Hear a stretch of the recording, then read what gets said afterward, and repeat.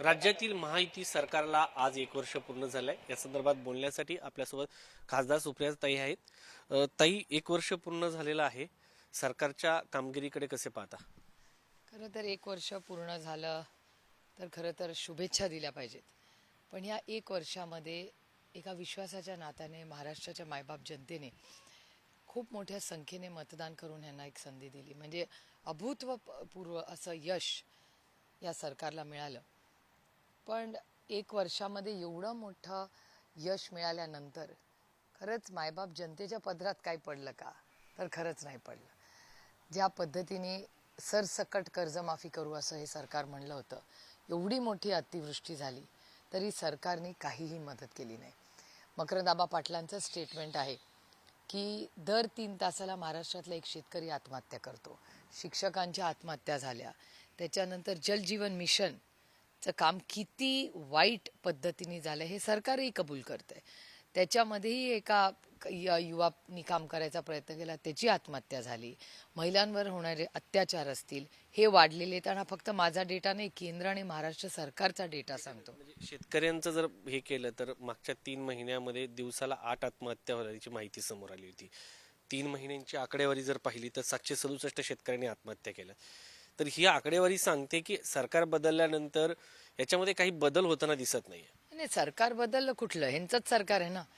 गेले 10-11 वर्ष, आता 70 साल में क्या हुआ नाही ना होऊ शकत. गेले 11 वर्ष म्हणजे 1 दशक झालेलं आहे. ह्यांचंच सरकार आहे ना. आणि महाराष्ट्रातही 2.5 वर्ष महाविकास आघाडीचं सरकार होतं. 7 वर्ष तर हेच आहेत ना.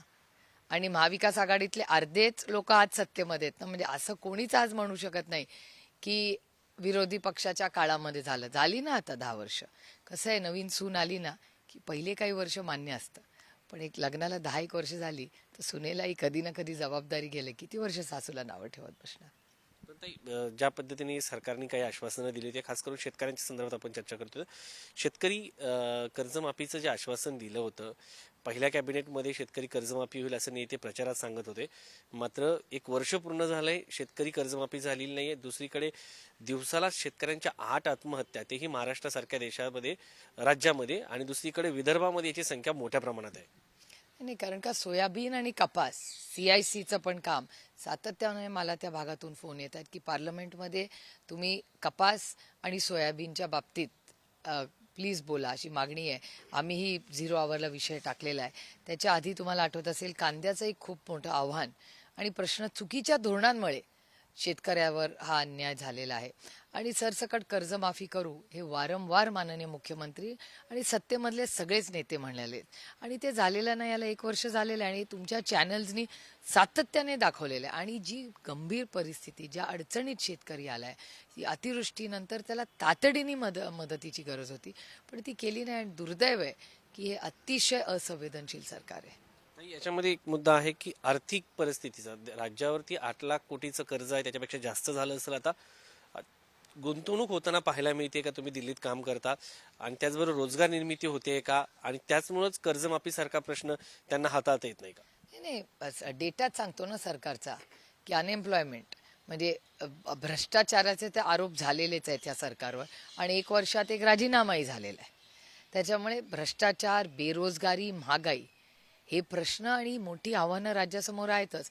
आणि फिस्कल डेफिसिट मॅनेजमेंट किती या सरकारने म्हणलं तरी तुम्ही बघताय, इकडचे पैसे तिकडे आणि तिकडचे पैसे इकडे, असं चॅनल्सवरही येते, वर्तमानपत्रात येते की अनेक डिपार्टमेंट, जो शोषित आहे, जो वंचित आहे, जो पीडित आहे, त्याचे पैसे, स्कॉलरशिपचे पैसे हे वळवले जातात. आणि ह्या सरकारला मोठ्या इन्फ्रास्ट्रक्चर प्रोजेक्टची फार हौस आहे बाई.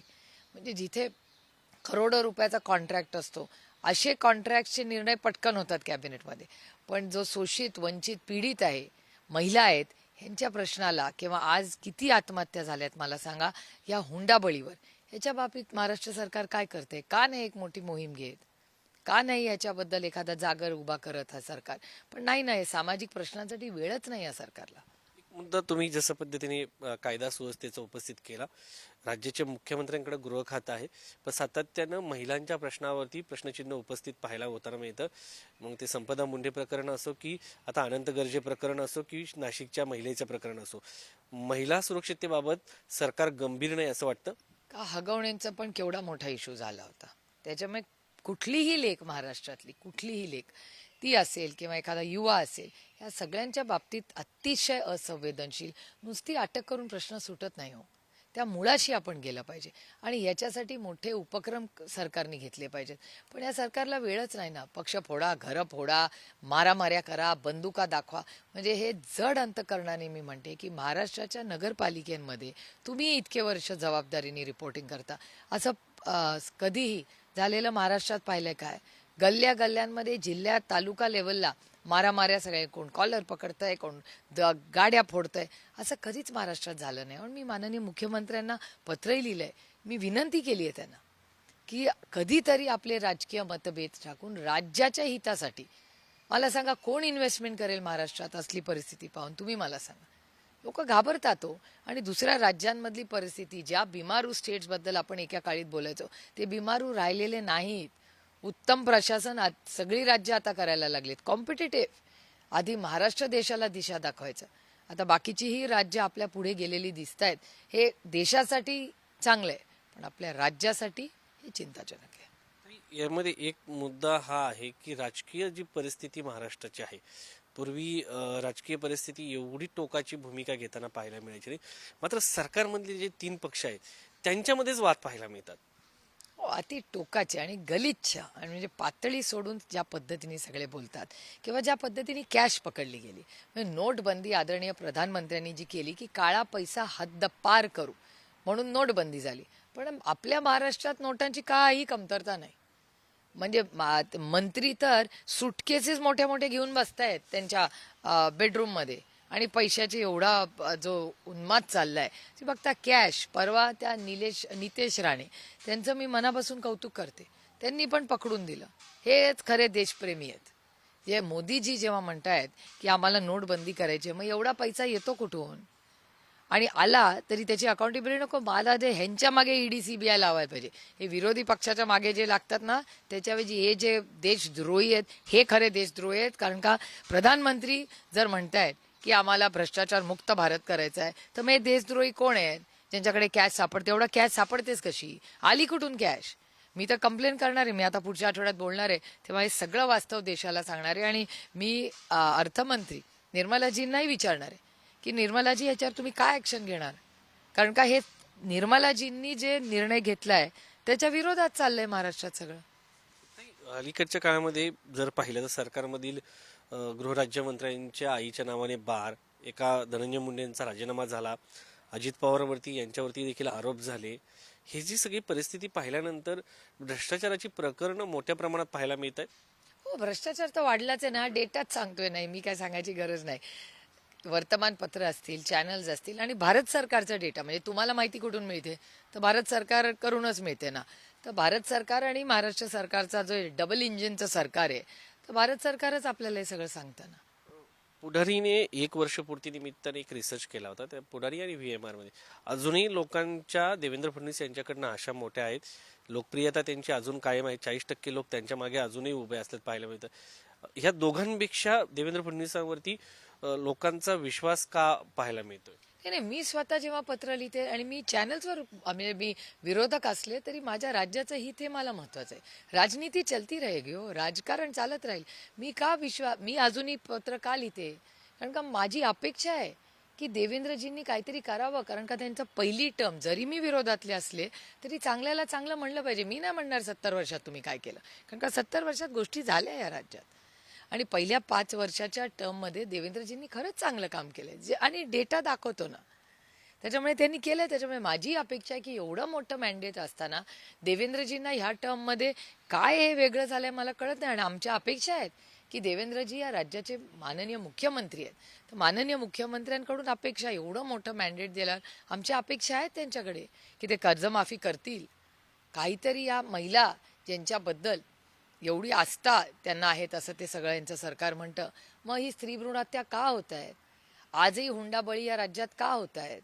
आज शेतकऱ्यांना का न्याय मिळत नाही? शिक्षकांना का न्याय मिळत नाही? ही मोठी आव्हानं राज्यासमोर आहेत ना. पूर्वी महाराष्ट्राकडे एक वेलफेअर स्टेट म्हणून पाहिलं जायचं. योजनाही तशाच पद्धतीच्या असायच्या, महिलांसाठीच्या रोजगार हमी योजना असो. पण आता मतदार ओरिएंटेड योजना पाहायला मिळतात, त्याला वेलफेअर स्टेट म्हणता येईल का? आणि यामुळे कुठेतरी राज्याची आर्थिक परिस्थिती ही खालावली गेली आहे का? नाही नाही, आर्थिक परिस्थिती ज्याबद्दल मी गेले 2-2.5 वर्ष सातत्याने बोलते, त्याच्यामुळे आर्थिक परिस्थितीत काही वेगळं झालंय का, तर अर्थातच नाही. आणि भारत सरकारचा डेटा सांगतो ना, डेटा तर खोटं बोलू शकत नाही. त्याच्यामुळे ग्रोथ नंबर्स त्यांनी काही सांगितले तरी वास्तव आहे ना. महागाई आहे का, घरी जाऊन विचारा. प्रत्येकाने आपल्या आई, आजी, मावशी, बायकोला विचारा की बाबा काय परिस्थिती आहे महागाईची, भाजीचे भाव कमी झालेत का, साबणाचा भाव कमी झालेला आहे का, काय जगणं म्हणजे महिन्यातून असं झालंय का की 500-1000 रुपये महिन्यात वाचतायत का? तसं नाही आहे ना. तर महागाई, बेरोजगारी आणि प्रचंड भ्रष्टाचार, म्हणजे भ्रष्टाचार मुक्त व्हावा ह्याच अपेक्षेने तर राज्यांनी मतदान केलं ना 11 वर्षापूर्वी मोदीजींना. पण महाराष्ट्रात दुर्दैव आहे की तशी परिस्थिती नाही. आज लोक इन्व्हेस्टमेंट करताना दुसऱ्या राज्यात जायला बघतात, कारण का तिथे त्यांना त्रास नसतो कोणाचा. कॉन्ट्रॅक्ट हे सगळं झालं. आणि देवेंद्रजी हे स्वतःही बोललेले त्याच्याबद्दल. तुम्हाला आठवत असेल पुण्याला आल्यावर की ही सगळी यंत्रणा मोडून काढणार आहेत ते. आम्ही वाट बघतोय ते मोडून काढायची ती यंत्रणा. एक मुद्दा विरोधकांच्या बाबतीत आहे. सुरुवातीला सकाळी एखादा विरोधक सरकारवरती आरोप करतो, संध्याकाळी तो सरकारमध्ये असतो. त्यामुळे अलीकडच्या काळामध्ये विरोधकांच्या भूमिका आणि जनतेचा विरोधकांवरती असलेला विश्वास यावरती प्रश्नचिन्ह उपस्थित झालं. मान्य आहे, पूर्णपणे मला तुमचं म्हणणं मान्य आहे.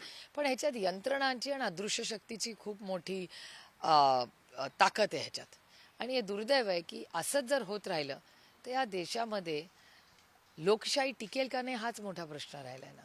म्हणजे यंत्रणांचा गैरवापर करून आयुष्य उद्ध्वस्त करण्याचं पाप ह्या यंत्रणांनी केलं नाही. दुर्दैव आहे पण झालेलं आहे ना. तुम्ही बघा ना किती कुटुंब असतील. कालच मी एक त्या अमेंडमेंट आमचं आहे ना 130व त्याची एक कमिटी मीटिंग होती आणि त्याच्यात असं म्हणलंय की आम्हाला भ्रष्टाचार मुक्त भारत करायचा आहे. भ्रष्टाचार मुक्त करण्यासाठी PMLAचा ऍक्ट आहे, 100 अजून ऍक्ट्स आहेत. नवीन कायदा आणायची गरजच काय की एखाद्या मंत्र्याला जेलमध्ये टाकण्यासाठी जर त्याच्यावर 30 दिवसाहून जास्त त्याला शिक्षा झाली तर त्यांनी राजीनामा दिलाच पाहिजे हा आग्रह. ठीक आहे ना, तुम्ही बिल आणलंय, आम्ही त्याचं स्वागत करतो, पण त्याचा गैरवापर होता कामा नये. तुम्हाला आठवत असेल PMLA ऍक्ट जेव्हा आला होता तेव्हा भारतीय जनता पक्षानेच त्याचा विरोध केला होता. आणि आज PMLA मध्ये मग भुजबळ साहेब असतील, त्याच्यानंतर देशमुख साहेब असतील, संजय राऊत साहेब असतील, किती तुम्हाला उदाहरण देऊ. सत्तेमधले किती लोकांची उदाहरणं देऊ ज्यांना ED आणि CBIच्या नोटिसी झाल्यात. मी तुम्हाला मुश्रीफ साहेबांचं आपल्याला आठवत असेल तुमच्याच चॅनलनी दाखवलं होतं. त्यांच्या घरी ज्या पद्धतीने EDचे लोक 6 वाजता गेले आणि त्यांच्या मिसेस ज्या ताकदीने त्यांच्या विरोधात लढला. मला मिसेस मुश्रीफांचा अभिमान आहे.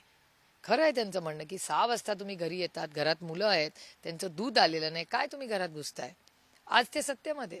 त्यामुळे ED आणि CBI मी त्या संस्थांबद्दल बोलत नाही, पण त्याच्या मागची जी अदृश्य शक्ती आहे ना त्याचा जो गैरवापर होऊन हे सगळे जे बदल फक्त आपल्या राज्यात नाही देशात होत आहेत हे एका सशक्त लोकशाहीसाठी अतिशय घातक आहेत. आणि ज्या विश्वासाच्या नात्याने महात्मा गांधींपासून असंख्य कुटुंबांनी तुम्हाला आणि मला मोकळा श्वास घ्यावा ह्याच्यासाठी जी लढाई उभी केली, त्याच्यातून आपल्याला स्वातंत्र्य मिळालं. आणि जे संविधान भारतरत्न डॉक्टर बाबासाहेब आंबेडकरांनी आपल्याला दिलं, समतेची भाषा महात्मा ज्योतिबा फुलेंनी केली, त्या सगळ्याला खरंच आजचं जे वागणं आहे हे शोभतंय का मला सांगा. आता मी संस्थांकडे येतो. एक तर विरोधी पक्षांची ताकद या सगळ्या संस्थांमुळं कमकुवत होते का हा एक प्रश्न आहे. आणि दुसरा एक मुद्दा आहे इलेक्शन कमिशन आणि सर्वोच्च न्यायालय. महाराष्ट्राच्या दृष्टिकोनातून ही दोन्ही संस्था ज्या आहेत त्या महत्वाच्या आहेत, स्वायत्त संस्था आहेत. मात्र महाराष्ट्रातून यावरती सातत्यानं प्रश्नचिन्ह उपस्थित करण्यात आलं. स्वायत्त असलं पाहिजे, इलेक्शन कमिशन स्वायत्त असलंच पाहिजे. म्हणून तर ते इलेक्शन हे बोर्डासारखं आहे. मग बोर्डात ज्यांचा वशिला त्यांची मुलं पहिली येणार असं थोडी असतं, असं नसतं ना. आणि एक दुर्दैव आहे की ज्या इलेक्शन कमिशनवर विश्वास ठेवून मी त्याच इलेक्शन कमिशनच्या कायद्याने निवडून आले ना, त्यामुळे मी इलेक्शन कमिशनकडे फार अपेक्षेने पाहते. पण ह्या आठवड्यात तर माननीय मुख्यमंत्र्यांनी पण टीका केली इलेक्शन कमिशनच्या कामावर. त्यामुळे आणि तुम्ही बघताय ना तुमच्याच चॅनलवर दाखवलं ज्या पद्धतीने जी भाषणं येत होती. इलेक्शन कमिशननी एक नोटीस पाठवू नये, मारामाऱ्या झाल्या. तुम्ही बघा, पहिली भाषणं झाली, नोटीस पाठवल्या, मारामाऱ्या झाल्या, पाल बंदुकी दाखवण्याचे आरोप झाले, गाड्या फोडल्या झाल्या. काय करतं इलेक्शन कमिशन? त्याच्यानंतर लॉक्स तोडण्याचा आरोप झाला EVM मशीनच्या. काय केलं इलेक्शन कमिशनने? मग इलेक्शन कमिशन महाराष्ट्रात आहे का नाही आहे का झोपलंय? हे दुर्दैव आहे. मला अशा एका संस्थेबद्दल असं बोलायला लागतं. मला असं बोलायला आवडत नाही, पण एका लोकशाहीमध्ये इलेक्शन कमिशन एवढे खून माफ करणार असेल तर मग कशाला पाहिजे इलेक्शन आणि कशाला पाहिजे इलेक्शन कमिशन? वर्षभरामध्ये तुम्हाला सरकारच्या विरोधात मुद्दे मांडत असताना स्वायत्त संस्थांच्या विरोधात देखील लढाई लढावी लागते. हो, आम्ही तर 2.5 वर्ष लढतोय ना. ज्या पद्धतीने आदरणीय पवार साहेबांकडून आमचे सगळे कागदपत्र असताना ज्या पद्धतीने पक्ष काढून घेतला, उद्धवजींकडून पक्ष काढून घेतला, आदरणीय पवार साहेबांकडून पक्ष काढून घेतला, आमच्या कोर्टात तारीख पे तारीख चालू आहे. जर आमचं नसतं खरं तर आम्हाला आत घेतलं असतं का, मला सांगा. 1 वर्ष सरकारला पूर्ण झालंय. भविष्य या सरकारचं तुम्ही कसं पाहता? कारण तीनही नेत्यांमध्ये ज्या पद्धतीचा विसंवाद पाहायला मिळतो, सातत्यानं एकनाथ शिंदेना दिल्लीत यावं लागतं, तर हे पाहता ह्या सरकारचं भविष्य कसं असेल? या दोघांना सोबत घेऊन भाजप जाईल का? मला या सरकारच्या भविष्यापेक्षा महाराष्ट्राची चिंता जास्त आहे. महाराष्ट्राची मायबाप जनतेची चिंता जास्त आहे. कारण का राज्याच्या जे काय व्हावं ते राज्याच्या हितासाठी व्हावं, आणि राज्याचं हित ह्यांचा कामाचा केंद्रबिंदू नाही असं हा सगळा डेटा दाखवतोय. ताई, शेवटचा प्रश्न, तुम्ही या सरकारच्या 1 वर्षाच्या कामगिरीला किती गुण द्याल? म्हणजे खरं तर मी विरोधात आहे म्हणून हे म्हणत नाहीये, पण ह्या 1 वर्षाच्याच कालावधीमध्ये दुर्दैवाने मला म्हणावं लागतंय की हे जेवढा मोठा मॅन्डेट दिलेला आहे हे काही पास झालेलं सरकार नाही. 10 पैकी गुण द्यायचे असले किती द्याल? आता गुण देणारी मी कोण, मायबाप जनता देते. पण खूप अपेक्षा होती की एवढं मोठं मॅन्डेट दिल्यावर काय करू शकलं असते हे सरकार, पण त्यांनी ते न करता एक कुडबोड्या, मारामाऱ्या, हेच तर क्राईमच वाढलाय ना राज्यात. त्याच्यामुळे हे सरकार मला विचारेल तर एवढा मोठा मॅन्डेट असताना ज्या पद्धतीने काम करतंय आणि रोज जे आम्ही टी व्हीवर बघतोय, हे सरकार काही फार चांगल्या मार्काने पास, साधं पास मार्क तर सोडा, पण हे पास होईल असं मला आत्ता तरी वाटत नाही. अगदीच. हे होत्या खासदार सुप्रियाताई यांनी आपल्याशी बोलताना सरकार पास झालंय का यावरती प्रश्नचिन्ह उपस्थित केलं आहे. व्हिडिओ जर्नलिस्ट अनिल कपूरसह शिवाजी काळे, पुढारी न्यूज, दिल्ली.